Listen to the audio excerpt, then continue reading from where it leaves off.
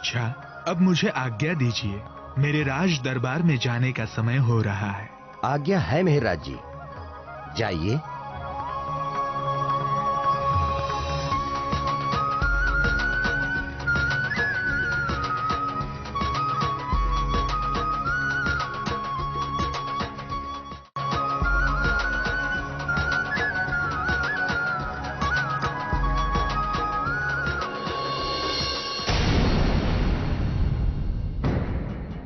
क्षमा कीजिए गुरु महाराज, किंतु अगर मिहिरराज जी इसी तरह विशाल भंडारा कर सुंदर साथ की सेवा करेगा और उन्हें चर्चा सुनाएगा तो उनका महत्व सुंदर साथ की दृष्टि में बढ़ जाएगा और आप केवल नाम के गादीपति रह जाएंगे।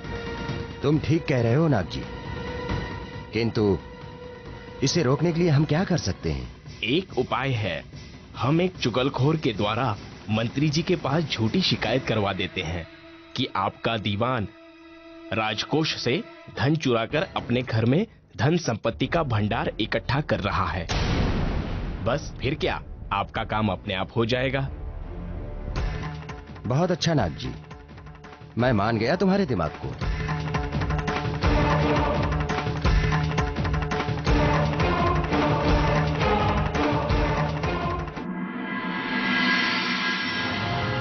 प्रणाम मंत्री महोदय।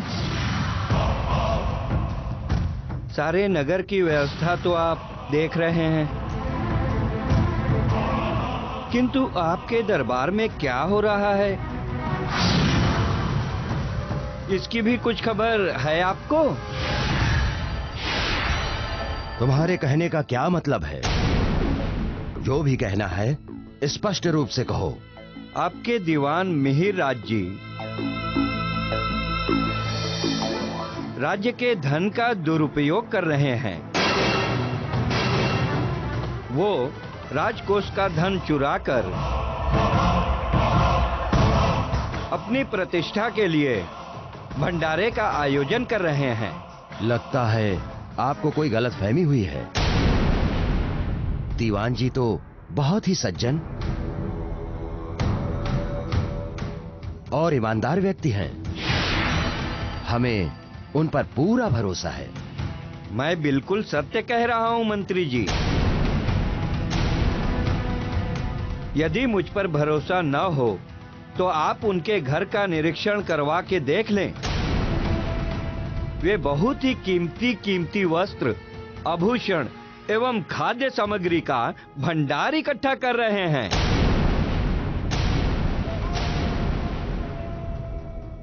माफ कीजिए मंत्री महोदय, लेकिन ये बहुत बड़ा अपराध है, विश्वासघात है। इसे आप नजरअंदाज नहीं कर सकते।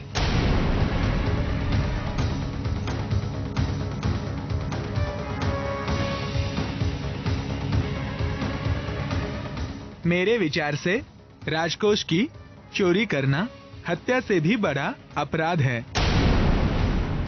अतः आपको इसकी जांच अवश्य करानी चाहिए। ठीक है। कोतवाल जी। जी महाराज। आप मिहिरराज के घर का आकस्मिक निरीक्षण करो और शिकायत सही पाए जाने पर उन्हें तुरंत गिरफ्तार कर लो। जी महाराज।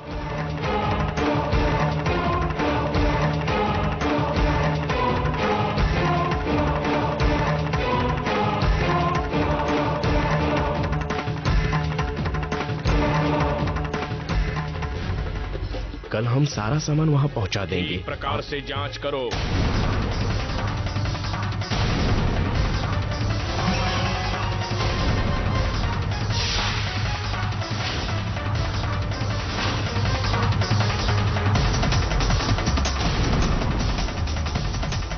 अरे कोतवाल साहब, ये आप लोग क्या कर रहे हैं? आखिर बात क्या है? हमें आपकी घर की जांच का निर्देश है।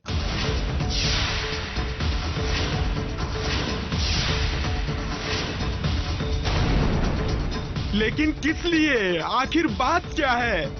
अभी पता चल जाएगा। आप थोड़ी देर रुकिए। और हमारे कार्य में बाधा मत बनिए। एक एक कोना ठीक से जांच करो।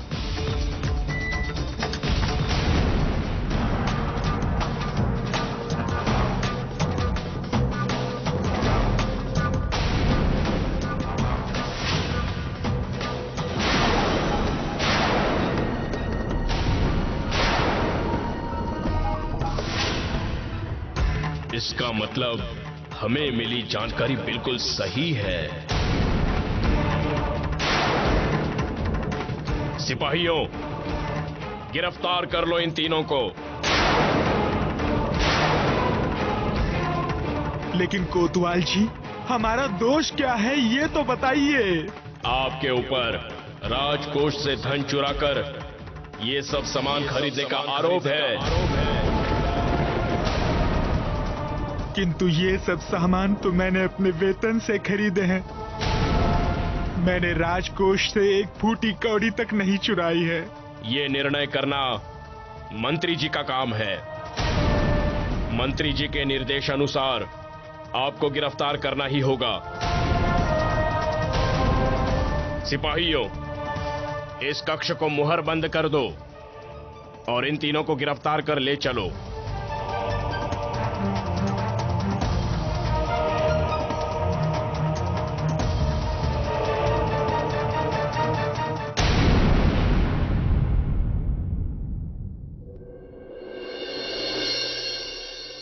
इस प्रकार मंत्री जी ने बिना पूर्ण जांच किए मिहिराज जी को उनके दोनों भाई श्यामल एवं उद्धव सहित अपनी हवेली में नजरबंद कर लिया और फैसला किए बगैर औरंगजेब के सिपह सलार कुतुब खां से समझौता करने अहमदाबाद चले गए, जिससे मिहिराज जी को जेल में ही 1 साल तक रहना पड़ा।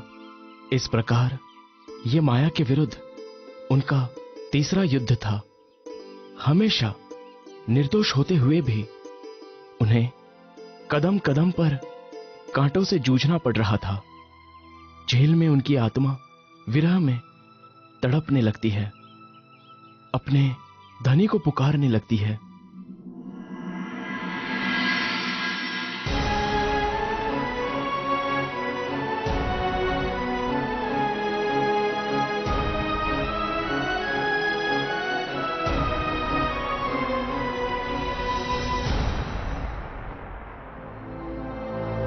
हे राज्य महाराज, हे धामधनी, मैं जो कुछ भी कर रहा था सुंदर साथ की सेवा के लिए कर रहा था। मेरा अपना कोई निजी स्वार्थ तो था नहीं। फिर मेरे ऊपर इतना अत्याचार क्यों हुआ? निर्दोष होते हुए भी कदम कदम पर मुसीबतों का सामना क्यों करना पड़ रहा है? अब मैं पूरी तरह निराश हो चुका हूँ। आखिर किस तरह लड़ूं इस माया से? ऐसे संसार में रहने से अच्छा तो ये है कि मैं अपना शरीर ही त्याग दूं। हे धामधनी, हे राज्य, मुझे अपने पास बुला लीजिए।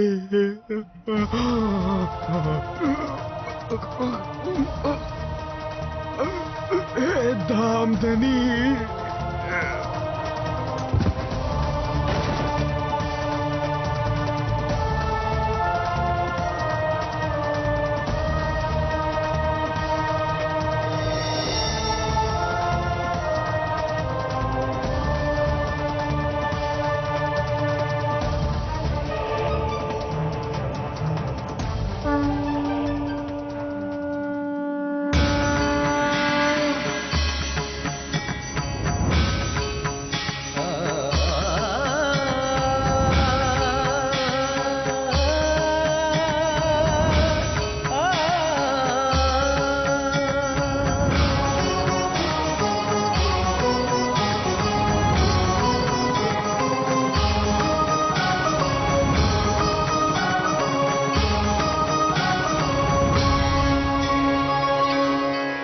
इंद्रावती, तुम इतना विरह क्यों कर रही हो? मैं तो तुम्हारे अंदर ही विराजमान था।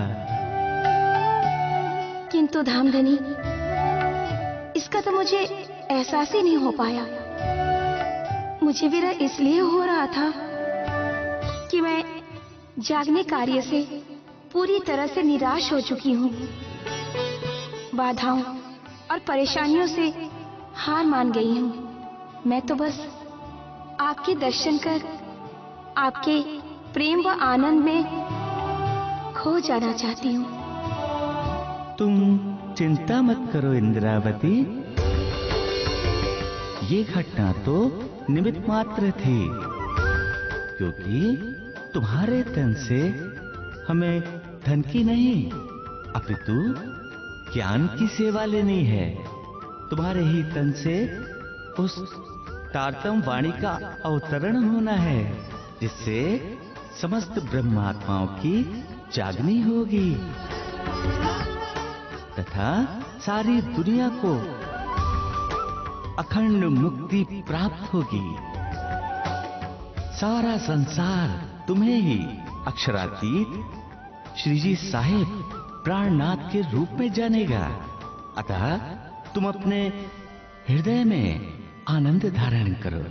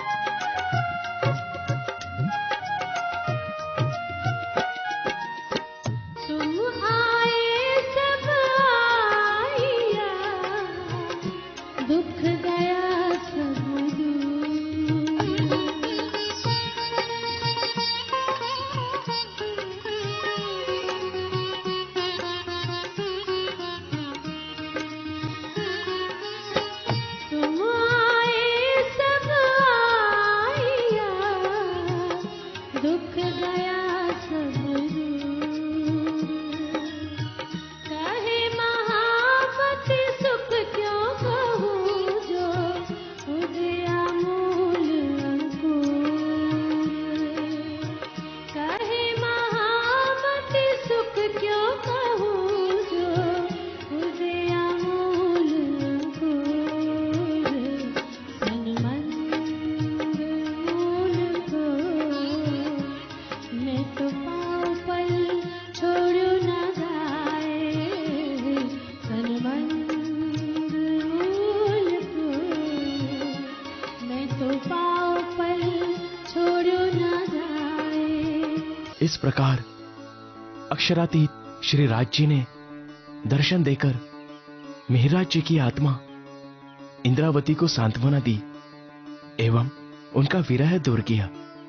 तत्पश्चात पर ब्रह्म के आवेश के द्वारा उनके तन से ब्रह्मवाणी का अवतरण प्रारंभ हो गया। सर्वप्रथम रास ग्रंथ का अवतरण हुआ जिसमें नित्य वृंदावन में पर ब्रह्म के आवेश के द्वारा धारण किए गए स्वरूप एवं लीलाओं का वर्णन है। फिर प्रकाश ग्रंथ का अवतरण हुआ जिसमें माया ब्रह्म का विश्लेषण है। इसके पश्चात षट्रुति ग्रंथ का अवतरण हुआ जिसमें इंद्रावती की आत्मा द्वारा किए गए विरह का प्रकाश है।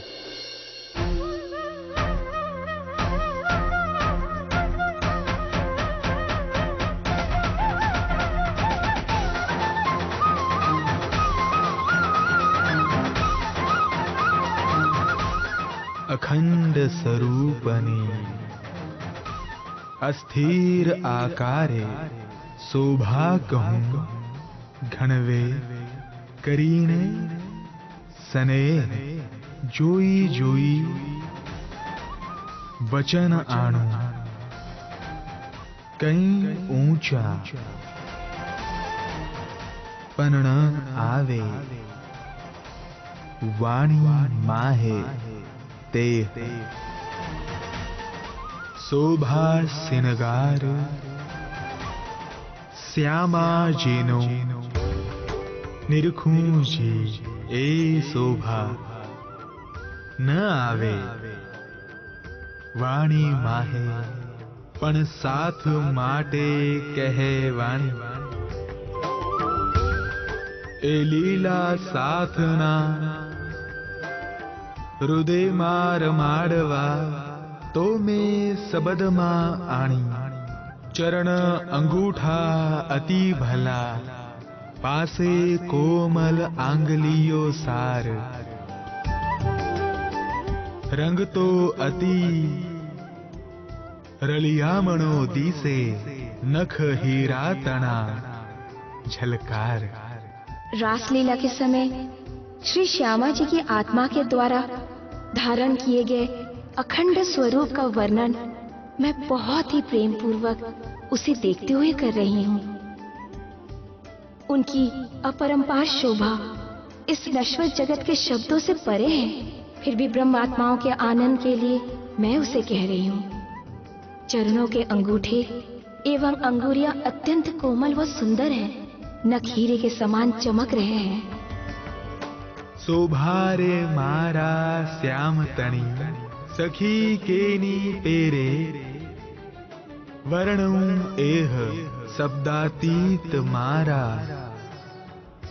वाला जीनी शोभा मारी जिभ्या आणी देह चरण तना अंगूठा कोमल नख हीरा तना झलकार। रंग तो जोई जोई मोहिए पासे कोमल आंगलियो सार चरण तले पद्मनी रेखा करे ते अति झलकार। पानी लांक लाल रंग शोभे इंद्रावती निरखे करार। रासलीला के समय अक्षरातीत श्री राज जी के आवेश द्वारा धारण किए गए श्रृंगार का वर्णन हे सखी मैं किस प्रकार करूं? वे तो शब्दातीत हैं। चरणों के अंगूठे एवं अंगुरियां अत्यंत कोमल एवं सुंदर हैं, जिन्हें देखने पर मेरा मन मोहित हुए जा रहा है। नख हीरे के समान झलकार कर रहे हैं। चरणों की तली में कमल के फूल जैसे आकृति वाली रेखाएं शोभायमान हैं। एड़ी एवं लांग गहरी लालिमा से युक्त है। उसे देखने में मुझे बहुत आनंद हो रहा है। जोग मायानो देह धरीने श्री श्यामा जी थया तैया तत्खिन तीहा तेणे ठामे मारे साथे कीधो सिनगार शोभा सागर साथ तणी सखी केणी पेरे ए वरणवाय हूँ रे अभूज काई घणू नवलहू एणो निर्माण केम करी थाय कोटान कोट जाने सूरज उदया ब्रह्मांड नमाय झलकार प्रगल्पुर जाने सायर उलटयो एक रस थई सर्वे नाय। रासलीला के समय श्री श्यामा जी की आत्मा ने योग माया का नया दिव्य तन धारण किया। उसी क्षण वहां सभी ब्रह्मात्माओं ने भी नए किशोर तन धारण किए। उन सखियों की अपरंपार शब्दातीत शोभा का वर्णन मैं किस प्रकार करूं? सभी सखियों का स्वरूप एक समान अत्यंत सुंदर है। ऐसा लग रहा है जैसे नित्य वृंदावन में करोड़ों सूर्य निकल आए हों।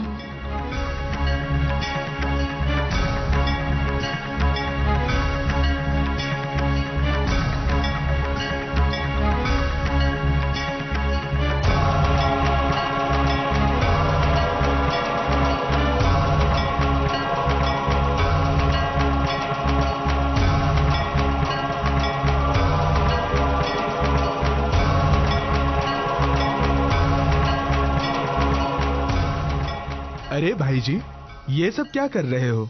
अभी आप ही तो ये सब कह रहे थे। मैं? परंतु कब? अभी कुछ समय पहले आपने जो कुछ कहा, हमने उसे लकड़ी के कोयले से दीवार पर लिख दिया है, ताकि ये अलौकिक वाणी संपूर्ण जगत के आत्म कल्याण के लिए सुरक्षित हो जाए। भाई, आज मैंने जो कुछ भी देखा सुना, उससे मुझे पूरा विश्वास हो गया है कि तुम कोई साधारण आदमी नहीं हो। अब तक मैंने तुम्हें जो भी कष्ट दिए हैं उसके लिए मुझे माफ कर दो और मुझे अपनी शरण में ले लो। कोई बात नहीं भाई, वो परमात्मा अत्यंत दयालु है। अब से तुम उन्हीं की शरण में हो।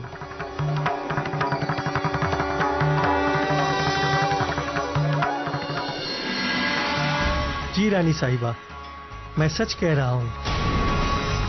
उस समय ऐसा लग रहा था जैसे मिहिर जी के चेहरे से बिजली चमक रही हो। अजीब सी मधुर संगीतमयी आवाज गूंज रही थी और मिहिर जी के मुख से अजीब सी चौपाइयां उच्चरित हो रही थी और उनके एक भाई दीवार पर सब लिखते जा रहे थे, और वो भी कोयले से। और तो और होश में आने के बाद उन्हें कुछ भी याद नहीं था। ठीक है, तुम जाओ।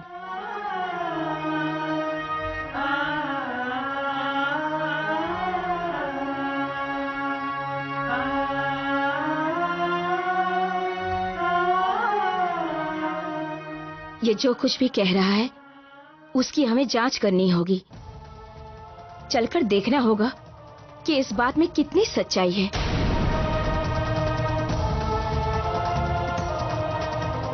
आप ठीक कहती हैं।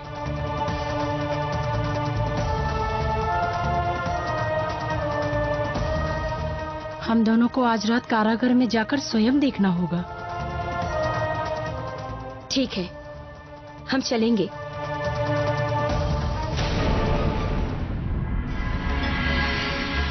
काई एनी पेरे कीधूं रास रमीने जागिया काई आपण आ अवतार फरीने मांगिया काई तेनी घणी तत्काल आपण आही आविया पहला फेरा ना लवलेस आपण आही ल्याविया वाले जिये तेणी ताल सुंदर बाई मोकल्या सखी तमे लई चालो आवेस ममकुम एकला। नित्य वृंदावन में हमने कुछ इस प्रकार रासलीला किया। उसके पश्चात हम परम धाम में अपने मूल तनों में जागृत हुए। वहां हमने पुनः माया का खेल देखने की चाहना की, जिस कारण इस मायावी जगत में हमारा फिर से आना हुआ। चूंकि राज जी महाराज हमें अकेले कभी भी नहीं छोड़ते, इसलिए श्री श्यामा जी को तुरंत भेज दिया और हमारी आत्म जागृति के लिए अपनी आवेश शक्ति भी प्रदान की।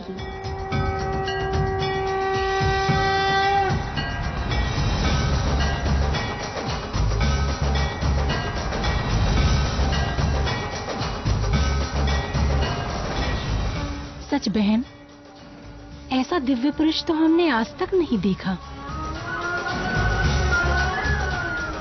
इन्हें देखकर मेरे मन में ये ख्याल आ रहा है कि ये कोई गुनाह कर ही नहीं सकते। हाँ बहन, मुझे भी यही लगता है कि ये कारागार इनके लिए सही जगह नहीं है। इसलिए हमें कुछ ना कुछ करके जल्द से जल्द इनको यहाँ से निकालना होगा।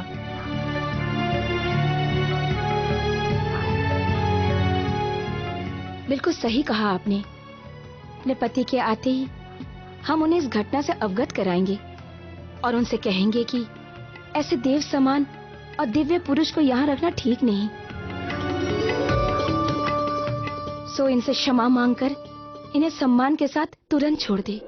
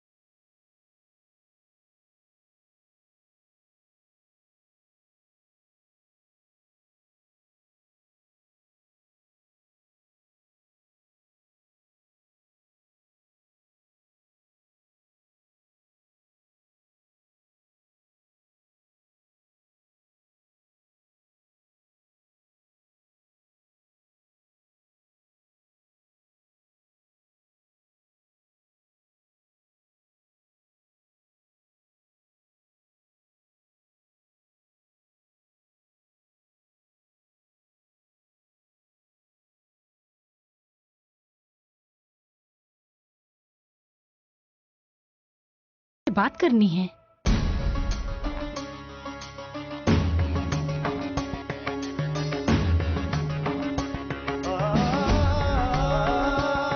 प्रणाम भाई, हम मंत्री महोदय की पत्नियां हैं।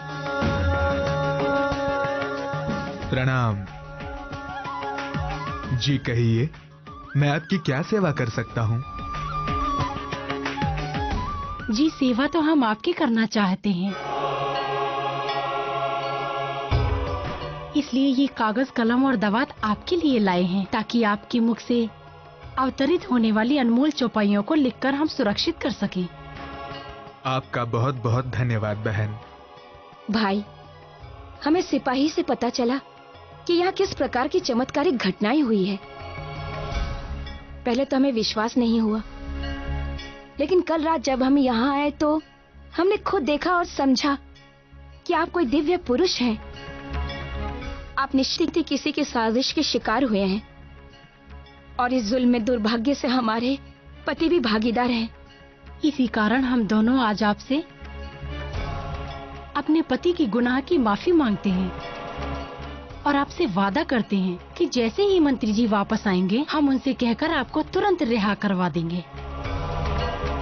अक्षरातीत श्री राज्य की कृपा आप पर सदा बनी रहे। हम बहुत ही भाग्यशाली हैं कि हमें आप जैसे दिव्य पुरुष के दर्शन हुए। अच्छा, अब आज्ञा दीजिए। प्रणाम। प्रणाम।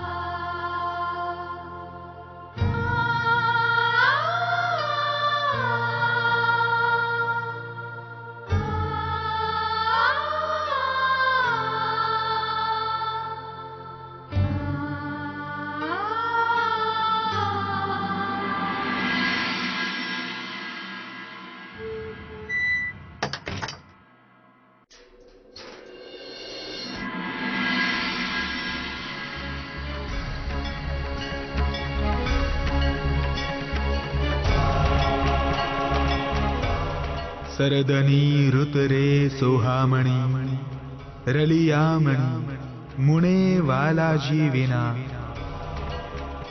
केम जाए हो वालैया हूरे वदे सनना पियू जी मुने खिण वरसा सुथाय हो वालैया वाला जी रे दोहलाते जल वही गया हवे आव्याते निर्मल नीर पियू जी विना हूँ एकली तेता केम राखूं मन धीर वाला जी रे वण छाह्यूं द्रोम वेलड़ी हवे धणी तणी आवा हूँ रे वदेसन ना पियूं जी मुने चरणे तेड़ो आधार। शरद ऋतु बहुत ही सुहावनी और आनंददायी है, किंतु हे प्रियतम धामधनी, आपके बिना मुझे कैसे अच्छा लगे। आपके बिना माया रूपी परदेश में एक एक क्षण वर्षों के समान लग रहा है। आखिर आपके बिना मैं किस प्रकार मन में धैर्य रखूं। वृक्षों से सुंदर लताएं लिपटी हुई हैं, किंतु हे राजी, आप मुझे कब अपने पास बुलाएंगे। इस प्रकार हबशा में श्री प्राणनाथ जी की तारतम वाणी की 3 किताबें अवतरित हुई। उनकी संपूर्ण वाणी में कुल 14 किताबें हैं, जो जागनी यात्रा के दौरान विभिन्न स्थानों पर अवतरित होती जाती है।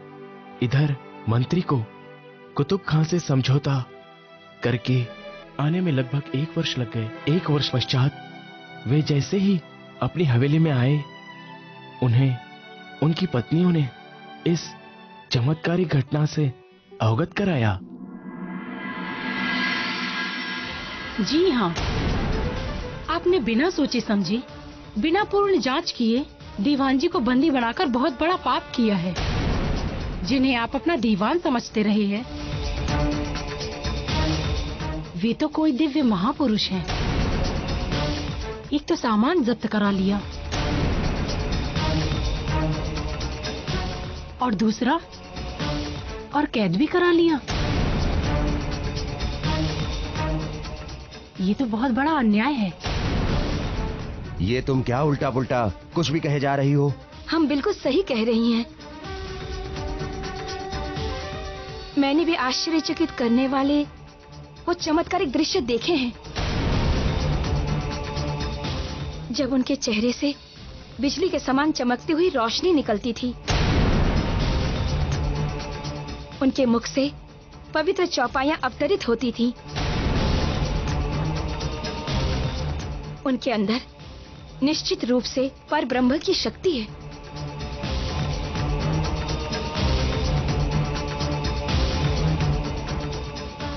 यदि ऐसा है तो सच में हमसे बहुत बड़ी भूल हुई है। लेकिन अब हम क्या करें? यदि आप विनाश से बचना चाहते हैं तो मेहरराज जी के चरणों में गिरकर अभी इसी समय उनसे माफी मांगिए और उन्हें सबके सामने सम्मानित कर आदर पूर्वक विदा कीजिए। तुम ठीक कह रही हो। मैं तुरंत ही इसकी व्यवस्था करता हूँ।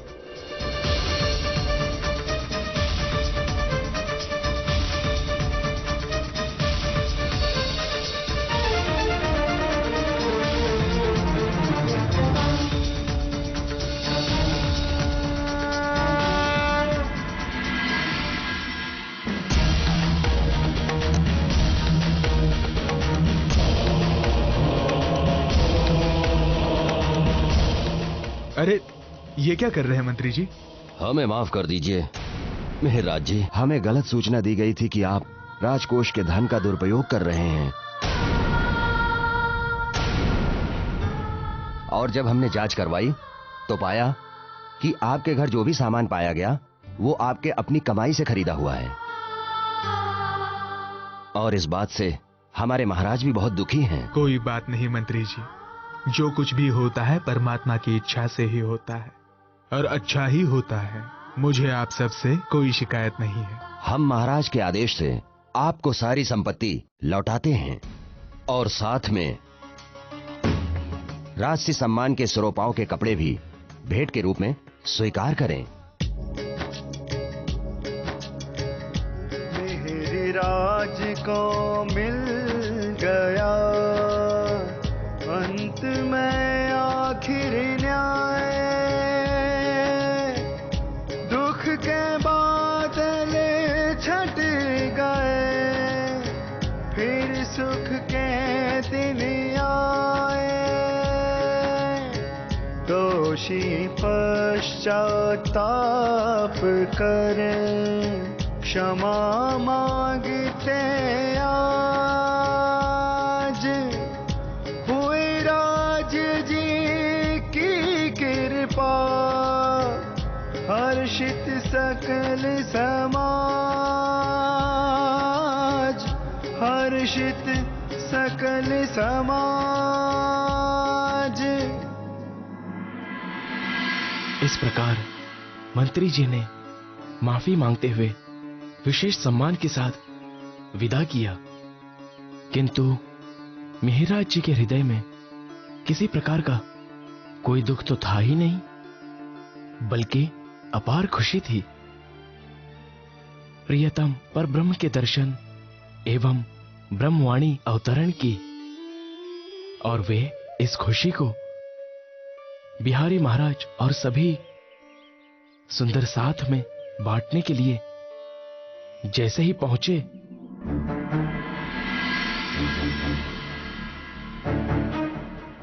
गुरु महाराज, सुना है कि मेहरराज जी को बाइज्जत रिहा कर उनकी जब्त की हुई संपत्ति भी वापस लौटा दी गई है, और मुझे विश्वास है कि वो वहां से छूटने के बाद सीधे यहीं आने वाले हैं। कहीं उन्हें ये पता तो नहीं चल गया होगा कि हमने झूठी चुगली करवाई थी? नहीं, आप बिल्कुल चिंता न करें, मैंने ये सारा कार्य गुप्त रूप से करवाया था।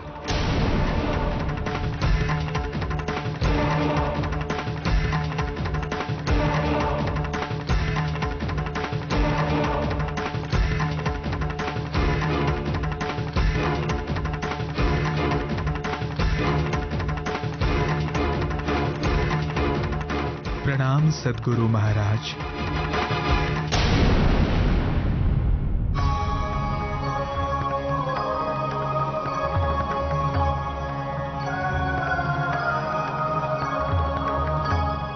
आइए मेहरराज जी, आपको देखकर बड़ी प्रसन्नता हुई। वैसे तो हमने भी आपकी रिहाई के बड़े प्रयास किए थे, किंतु क्या करता, जब मंत्री जी यहां नहीं थे तो रिहाई के आदेश कौन देता? कोई बात नहीं सद्गुरु महाराज,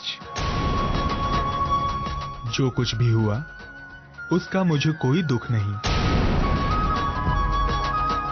अपितु मैं तो बहुत प्रसन्न हूं। ऐसी क्या बात हो गई है जो आप दुखी होने के बजाय प्रसन्न हो रहे हैं?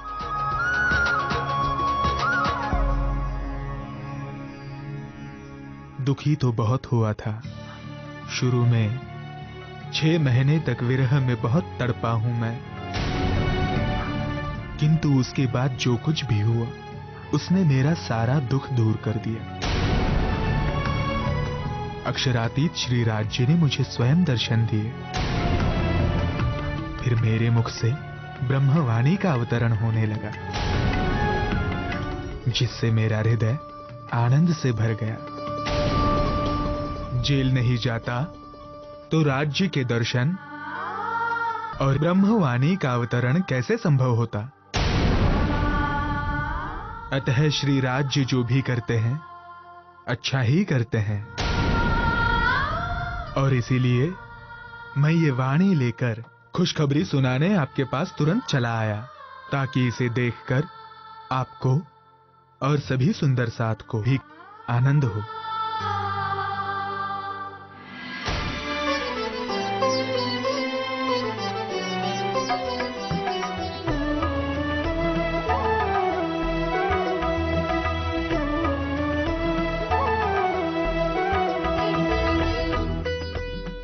ये तो श्री राज जी की मिहिर राज जी पर बहुत बड़ी कृपा हो गई है। हाँ, मुझे भी ऐसा लगता है कि इन्हीं के द्वारा जागनी कार्य होगा। राज्य की शक्ति इन्हीं के तन में विराजमान है। ये क्या? इसमें तो लिखा है कि धाम धनी राज जी इन्हीं के धाम दिल में विराजमान हो गए हैं और इन्हीं के द्वारा जागनी कार्य भी होना है। यदि एक वाणी सब सुंदर साथ में पढ़ ली तो सब मिहिर राज जी को ही धाम धनी मानने लगेंगे। मेरा महत्व क्या रह जाएगा? नहीं नहीं, मुझे इस वाणी को सुंदर साथ के बीच में जाने से किसी भी तरह रोकना होगा।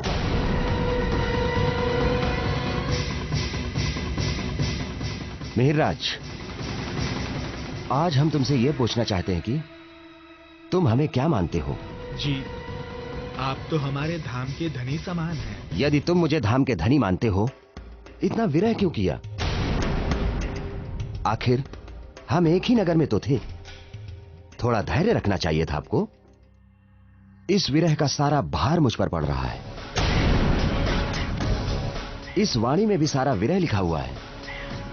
इसे सुंदर साथ जितना पढ़ेंगे उतना ही भार मेरे ऊपर पड़ता जाएगा। इसलिए अब इस वाणी को यही रहने दो और अब तक जैसा उपदेश चलता आया है वैसे ही चलने दो। किंतु क्या? जब सद्गुरु श्री देवचंद्र जी ने कोई ग्रंथ लिखा ही नहीं तो तुम ये नई नई कविताएं बनाकर उल्टी गंगा क्यों बहा रहे हो? अब तुम्हें इस ग्रंथ का प्रचार करने की कोई आवश्यकता नहीं है। ये हमारा आदेश है।